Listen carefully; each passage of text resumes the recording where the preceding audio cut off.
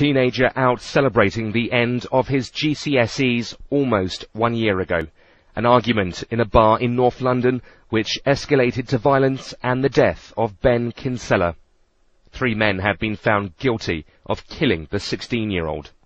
18-year-old Jade Braithwaite, 19-year-old Jures Kika and 20-year-old Michael Elaine were today convicted by a jury at the Old Bailey.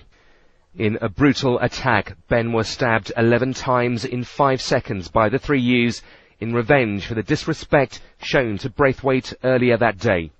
Although the confrontation had nothing to do with him, he was chased along the street with other youngsters and stabbed to death when he stopped running. After the verdicts, it emerged Kika had been on the run from police for 10 days following a robbery in which a man was knifed. Elaine was being supervised by the local probation team as part of an 18-month detention and training order for drug dealing, released 3 months earlier after serving half the sentence in a detention centre. And Braithwaite had been given a community order for an attempted robbery. After the verdicts, a tearful Mrs. Kinsella read a victim impact statement to the court in which she said her son's killers would never know the pain they had caused to her family. Ben's sister Brooke and her family had wiped away tears as CCTV images were shown to the jury in which Ben could be seen staggering around after being stabbed.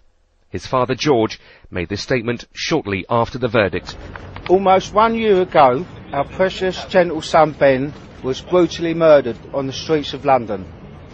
How many more families like ours will have to stand outside the Old Bailey to get justice for their child?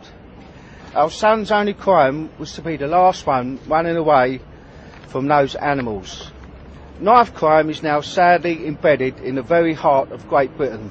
It's running alive with gangs and feral youths. Ben's killers had denied murdering the schoolboy, stating that they had only punched him. DCI John MacDonald led the investigating team. He says Ben was an entirely innocent victim.